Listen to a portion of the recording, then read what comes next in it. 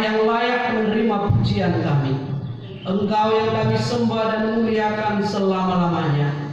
Ya Tuhan, di rumah-Mu yang kudus, kami membuka hati kami memuji menyembah-Mu, dan saatnya kami mau Engkau berbicara melalui kebenaran firman Tuhan. Tolong kami Tuhan untuk memahami maksud-Mu, untuk kami tunduk dalam otoritas-Mu.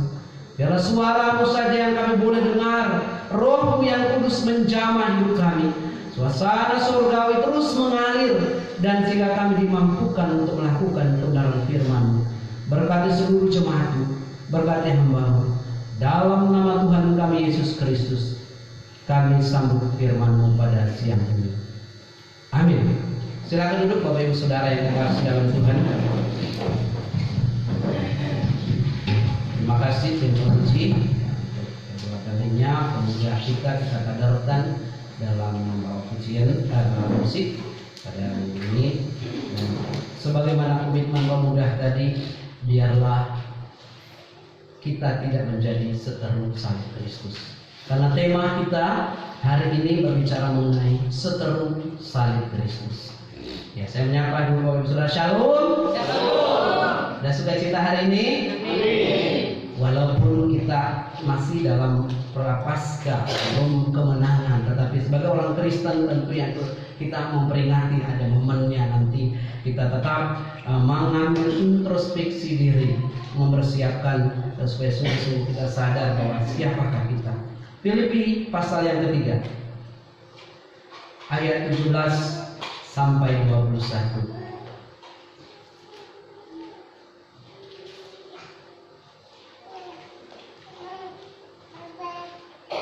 Surat Rasul Paulus kepada jemaat yang ada di Filipi, pasal yang ketiga, ayat 17 sampai ayat 21.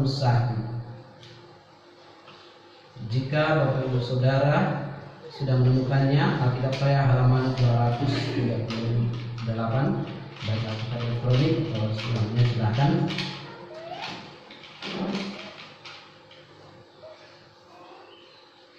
Nasihat-nasihat kepada jemaat kita akan bergantian.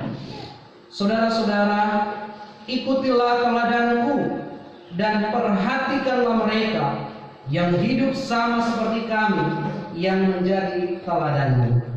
Karena seperti yang telah dikatakan di Tuhan dan yang menyatakan perasaan sambil menangis, banyak orang yang hidup sebagai seteru salib. Kesudahan mereka ialah kebinasaan, Tuhan mereka ialah perut mereka, kemuliaan mereka ialah aib mereka, pikiran mereka semata-mata tertuju kepada perkara duniawi. Karena kepada kita ada orang surga, dan dari situ bersama yang akan mengubah tubuh kita yang hina ini, sehingga serupa dengan tubuhnya yang mulia, menurut kasihnya yang dapat menaklukkan segala sesuatu kepadanya. Amin. Ya, Bapak Ibu Saudara yang kekasih dalam Tuhan, kata seteru, apakah sering kita dengar? Mungkin setiap hari. Kita lihat kalau yang suka film lucu atau Tom and Jerry, apa yang mereka lihat ketika ketemu? Baku kejam, baku tusuk-tusukan, tapi tidak mati, ya itulah filmnya. Itu seteru. Tetapi banyak orang suka dengan film itu karena bikin lucu. Tetapi kita mau belajar kebenaran firman Tuhan yang sebenarnya.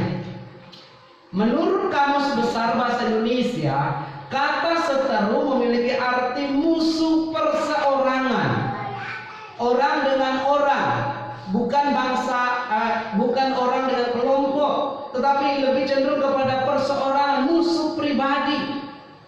Nah, mengenai salib, ada yang menyenangkan, ada yang menyenangi salib karena menganggap salib tak dapat dipisahkan dari kasih Allah. Tetapi ada juga yang mengatakan, bagi orang yang tidak akan selamat, salib itu adalah kebodohan.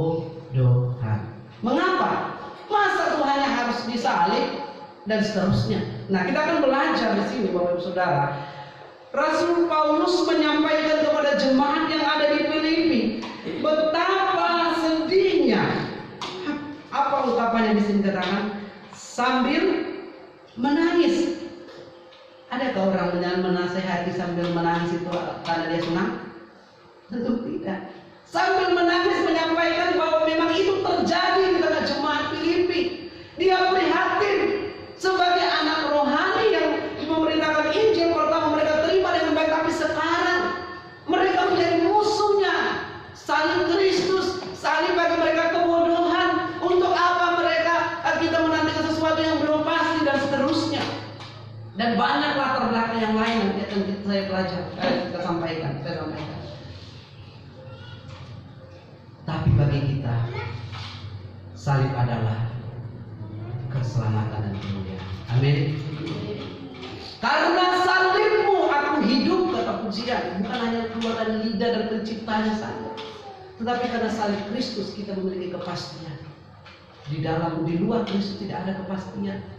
Karena salib itulah maka saya, Bapak Ibu Saudara, dan saya yang dulunya harus dihukum. Dikatakan dihukum ini seperti hukuman, dihukum, tetapi kita diselamatkan. Bapak Ibu Saudara yang terkasih dalam Tuhan, pada salib ada pengharapan, pada salib ada kepastian, pada salib akan disembuhkan, bahkan dikatakan oleh bilur-bilurnya kita disembuhkan. Yang lemah dikuatkan, yang susah dihiburkan. Dan orang yang tidak memahami pasti akan berkata, suatu kebodohan orang mempercayai manusia yang tersalib dan yang dipermalukan di depan umum. Nah, Bapak Ibu Saudara yang terkasih, dalam konteksnya, siapa yang dimaksud Rasul Paulus sebagai seteru salib itu? Dalam konteks ini, seteru salib bukanlah sekedar orang yang tidak percaya di luar sana, tapi orang yang ada di dalam gereja di jemaat Filipi. Mereka yang tidak peduli terhadap kuasa salib, yaitu mereka yang sudah mengenal dan tahu tentang kebenaran di dalam Tuhan, sudah diselamatkan dan dibaptis, sudah dikatakan bisa melayani Tuhan, alias tetap mereka hidup di dalam dosa. Jadi orang Kristen tetapi masih suka dengan kebiasaan melakukan perbuatan dosa. Itu artinya sama saja menolak dan meremehkan salib Kristus. Sebagai orang-orang yang telah diselamatkan, hendaknya kita menjadi orang-orang yang telah menghargai dan menghargai salib itu. Bukan kita bawa kemana-mana, ya boleh juga kalau ada kalung salib. Sekarang pendeta-pendeta kaum Injil, Protestan Injil itu kadang-kadang dengan salib kemana-mana boleh. Tetapi bukan hanya menghargai dengan jangan membawa salib itu, tetapi sungguh hidup sesuai dengan apa yang Alkitab katakan. Mengapa salib itu ada di dunia ini? Kenapa kita harus bangga terhadap salib itu? Bapak Ibu Saudara yang kasih, karena kita ada sebagaimana selama ini, hanya karena darah Kristus yang tercurah di kayu salib, maka Bapak Ibu Saudara dan saya, kita diselamatkan, kita diampuni, kita tidak dihukum, tetapi menerima belas kasihan, anugerah luar biasa. Namun dalam kenyataannya, seteru salib ada di dalam gereja. Itulah yang memperhatikan oleh Paulus dengan berkata di dalam bagian ini, saudara-saudaraku, ikutlah teladanku, perhatikanlah mereka yang hidup sama seperti kami, yang menjadi teladan. Maksudnya, Paulus ingin supaya jemaat Tuhan jangan terkontaminasi dengan ajaran yang berkembang di kota Filipi, yang berkembang saat itu, yang sangat merugikan salib Kristus, menjadi musuh dan bertentangan dengan ajaran salib. Salib adalah kesengsaraan memang, tetapi telah dilakukan Yesus Kristus kesengsaraan itu dan menerima semua. Nah, Bapak Ibu Saudara yang terkasih, kita akan melihat bagaimana Allah mengajak kita mengerti setiap orang yang mau mengikut aku, ia harus menyangkal dirinya, memikul salibnya dan mengikut aku. Kenapa? Rupanya ada jemaat di Filipi, jemaat zaman sekarang kalau aplikasi ke dalam gereja di mana-mana, mungkin juga ada di antara kita yang memang menjadi pengikut Tuhan, percaya kepada Yesus tapi tidak siap memikul salib, tidak siap menjadi hidup taat kepada Allah, meninggalkan cara hidup yang lama. Mereka menjadi seteru salib adalah orang yang tidak menjadikan salib sebagai tujuan hidupnya. Tujuan hidupnya semata-mata kepentingan, kenyamanan, berorientasi kepada perkara-perkara dunia. Nah, Alkitab penuntun hidup berlimpah menjelaskan arti seteru salib Kristus dapat diartikan sebagai orang yang mengaku percaya tetapi mencemarkan Injil itu sendiri dengan cara hidup yang tidak bermoral. Dia orang Kristen tapi hidup asusila, tidak menurut Allah, menurut ajaran mengikuti ajaran palsu, tidak mengikuti ajaran yang murni. Dan ajaran palsu itu yang kita lihat ada beberapa hal, baik antinomian maupun juga pluralisme dan ajaran-ajaran yang ada nanti saya akan bahas. Artinya Kristus ini sebagai pengikutnya, kita memang ada di dunia ini. Maka di bagian di sini kewarganegaraan kita ada di mana? Di surga, dicatat oleh sini. Tapi KTP Bapak Ibu Saudara ada nggak di warga negara surga? KTP kita berbicara apa? Warga negara Indonesia. Atau ada yang warga negara Belanda di sini? Belakang daya. Makasih.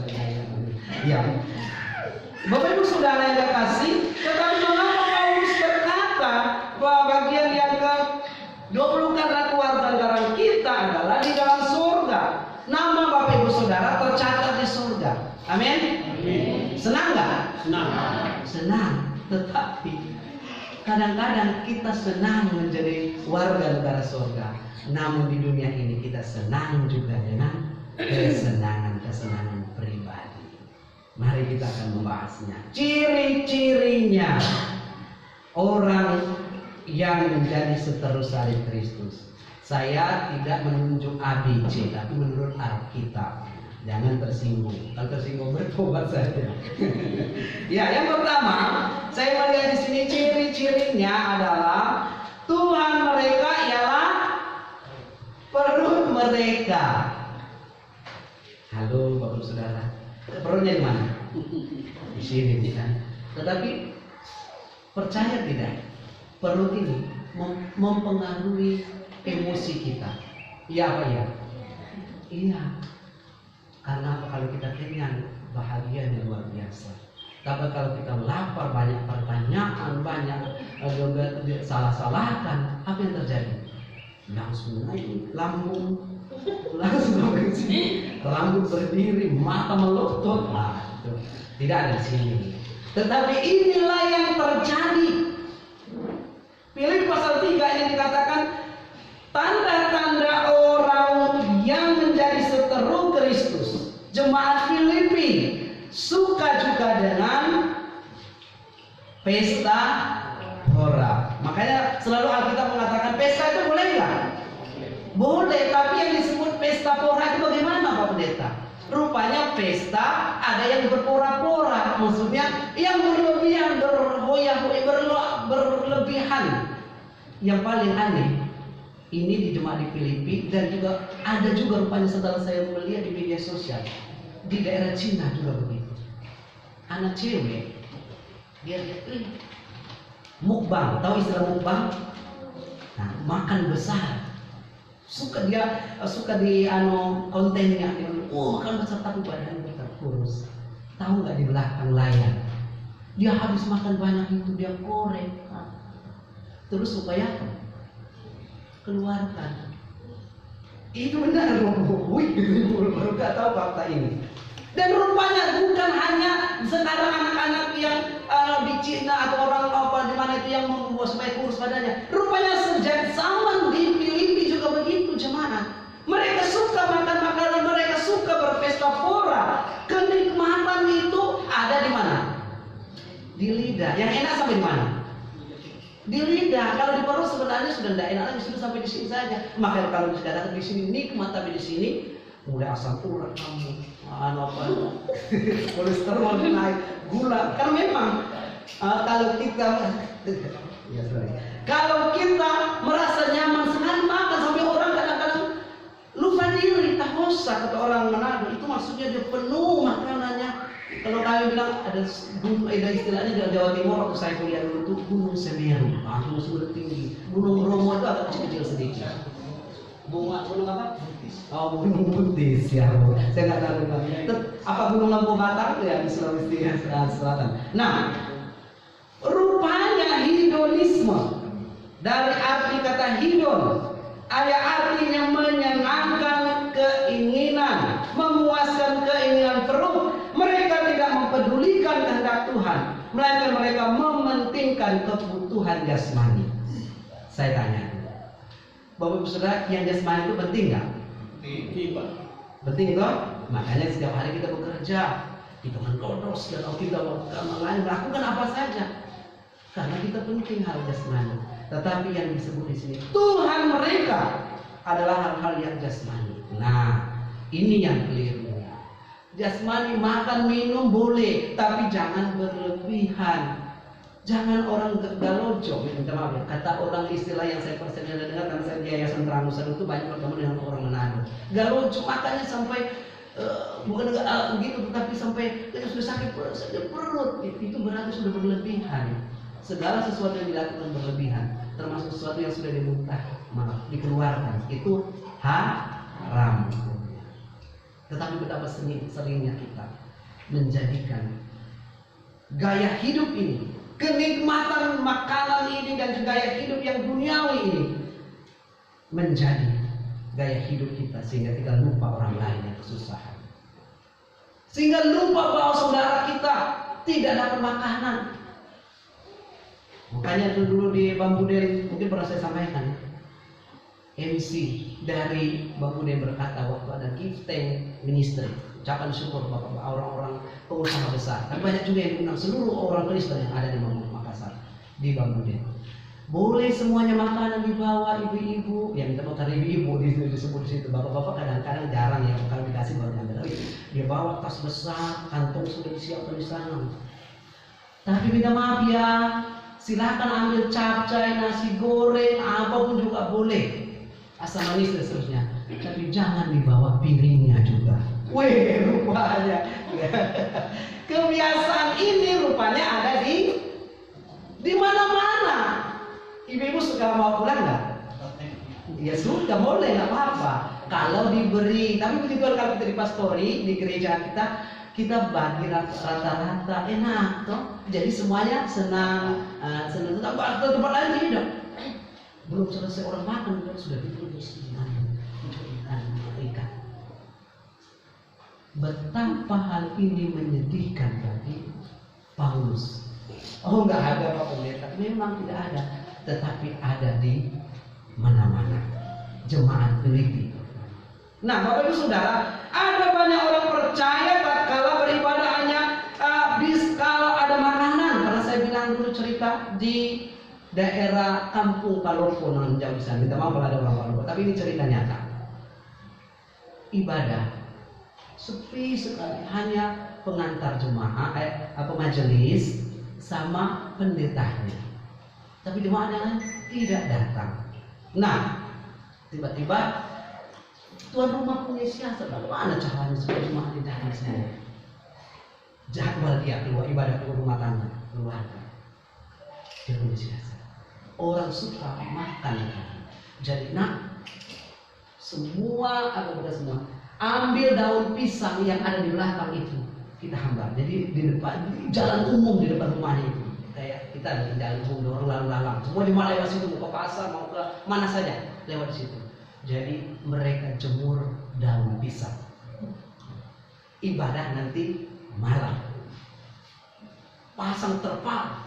Wih, jemaatnya semua hadir, besar, kecil, tua, muda. Hadir semua. Ini memang kenyataan. Cerita. Disampaikan saya nggak ingin lagi cerita. Setelah ibadah selesai, sampai terpal kurang dipinjam sama tetangga. Karena memang jemaat besar. Tahu nggak Bapak Ibu Saudara? Mereka tunggu. Tiba-tiba yang keluar hanya air putih sama depatori. Yang namanya keluar kue. Nah, mereka tunggu lagi belum pulang. Mungkin ini pembuka, masih belum pulang. Belum pulang. Ditunggu lagi. Baru mulai baku bisik yang lain lama sekali. Masih belum pulang. Tuan rumah senyum-senyum. Bapaknya berdiri, shalom, semuanya shalom. Ya, senang kan? Terus terima kasih untuk hadirannya Bapak Ibu Saudara. Tapi saya mau kritik, saya ini jemaat biasa. Mau kritik saya jemaat biasa juga. Kenapa? Terima kasih untuk hadirannya, tapi kami tidak ada yang bisa disuguhkan. Terus ada yang ibu jadi.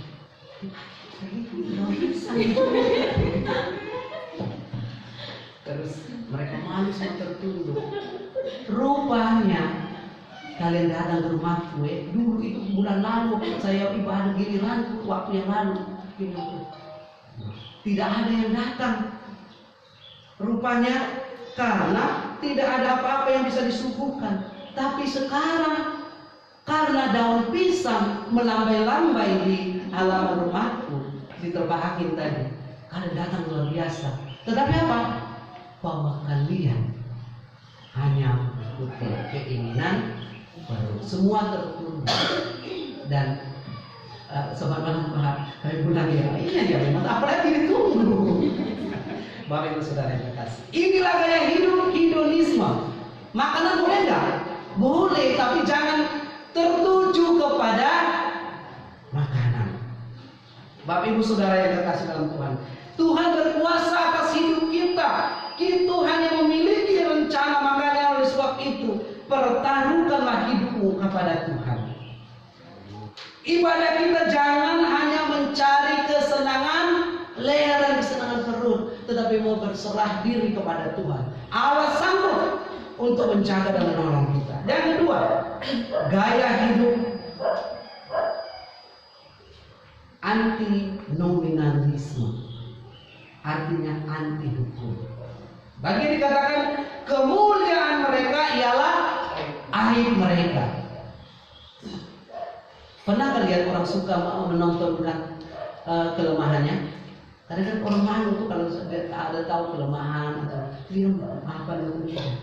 Aib adalah sesuatu yang memalukan, dan orang-orang seperti ini selalu melakukan perbuatan yang tercela. Hidupnya terus-menerus melakukan dosa. Tidak ada kesadaran di dalam dirinya untuk bertobat dan berbalik pada Tuhan walaupun sudah dalam gereja.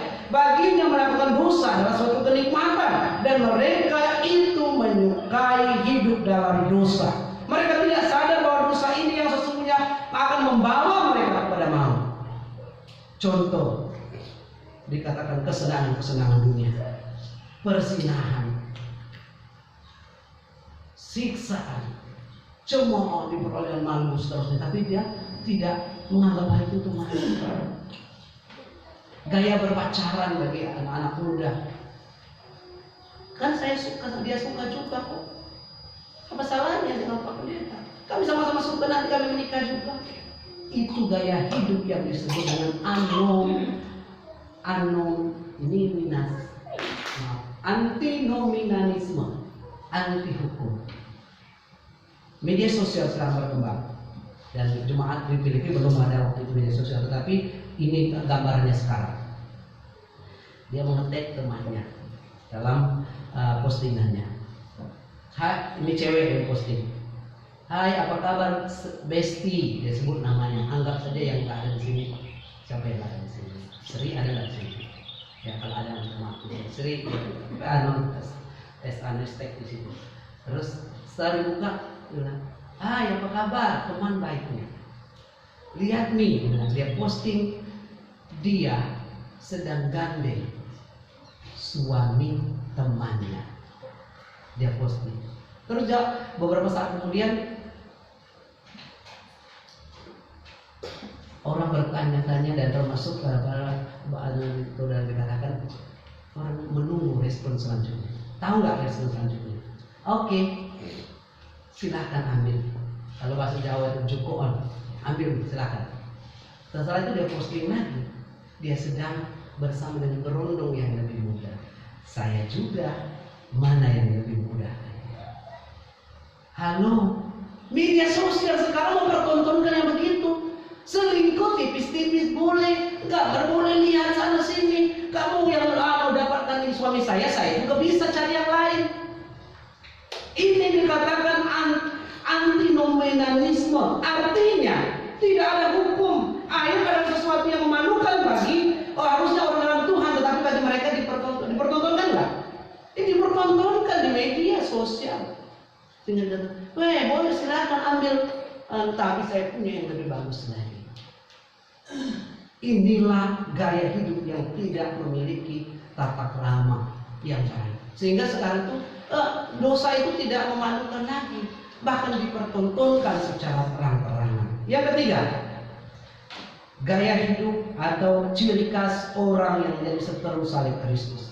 Pikiran mereka sama-sama tertuju kepada perkara duniawi. Fokus mereka bukanlah hal-hal rohani, melainkan hal-hal yang duniawi. Disebut dengan ajaran yang berkembang pada satu sekularisme. Sekali lagi, kita tinggal di dunia bukan? Iya. Atau Bapak Ibu Saudara di surga ini? Belum, kita masih di dunia. Tapi jangan kita menjadikan dunia segala-galanya. Kita tinggal di dunia, tapi saya hidup di bawah hukum Kristus. Amin. Di sini dikatakan sangat berbahaya jika ada orang hidup selalu sibuk dengan pekerjaan sehingga melupakan Tuhan, termasuk hari Minggu. Selalu sibuk kesana kemari, melakukan banyak hal, tetapi dia tidak pernah berdoa, tidak pernah baca firman Tuhan, dan tidak mau bertobat ketika diingatkan. Demikian juga dalam kehidupan seorang yang hidupnya mengejar harta kekayaan.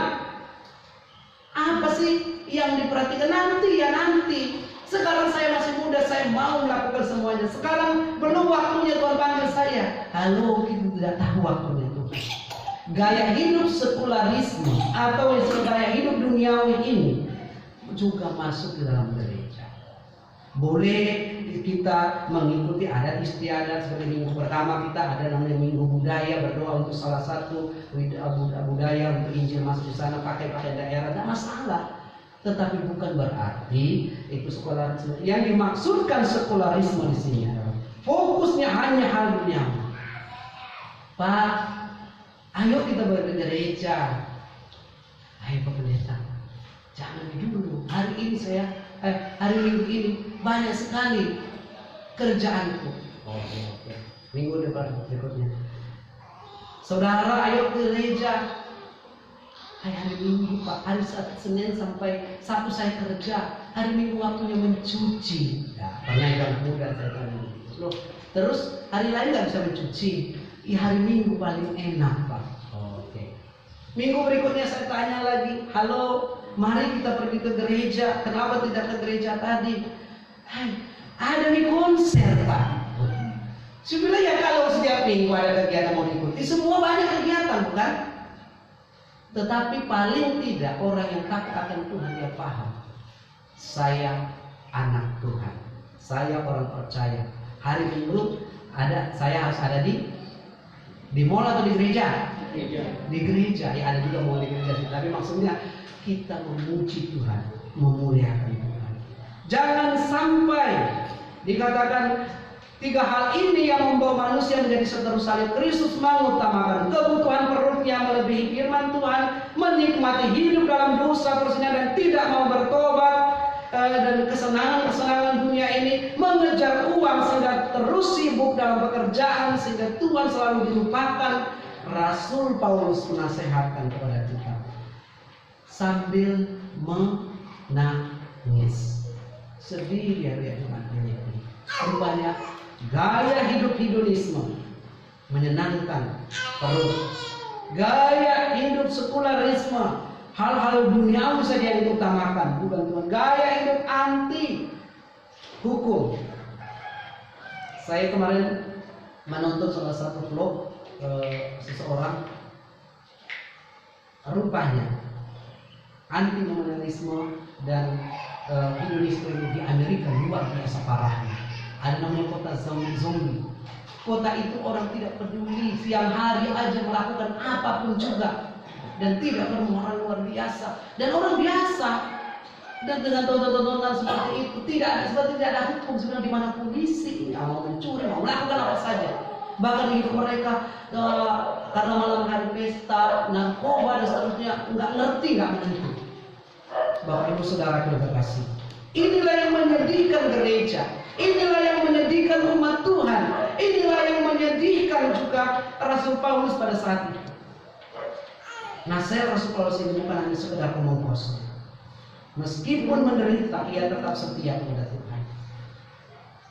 Berarti harus ada ketaatan dari kita untuk menjadi lawan seteluang, sekutunya salib.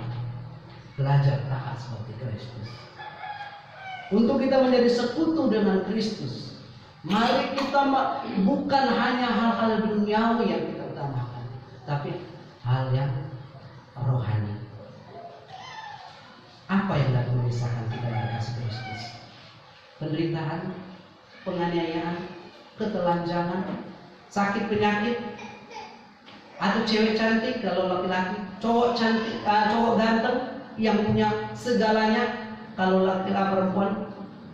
Jangan pernah membuat kita menjadi seteru Kristus, tapi hiduplah dalam ketaatan. Hiduplah dengan memuliakan Tuhan yang menjadi bersekutu dengan Tuhan. Tuhan, tolong saya untuk melewati masa ini. Tuhan, betapapun beratnya pergumulanku, aku menjaga hatiku, menjaga lidahku, menjaga mulutku, menjaga keinginanku. Apakah ini berkenan kepada Tuhan? Tetapi aku sekali-kali tidak mau bermegah selain dalam salib Tuhan Yesus Kristus. Sebab olehnya dunia telah disalibkan bagiku, dan aku bagi dunia, kata Paulus. Biarlah kita pun demikian, menyalibkan segala keinginan dan kenikmatan dunia yang bertentangan dengan kehendak Tuhan. Kita mawas diri, kita lebih banyak mematikan ego kita, tetapi mengutamakan Tuhan. Salib terus ditinggikan. Kita semakin kecil, dia harus semakin bertambah. Tuhan akan dimuliakan. Kita akan menjadi berkat dan masa depan kita pun akan cerah. Tetapi kalau kita menjadi seteru salib Kristus, sekarang enak, mungkin pangkat kita naik, mungkin juga kita tambah kaya. Saya berbicara dengan seorang bapak, Pak, sekali berbicara masalah apa namanya itu walet.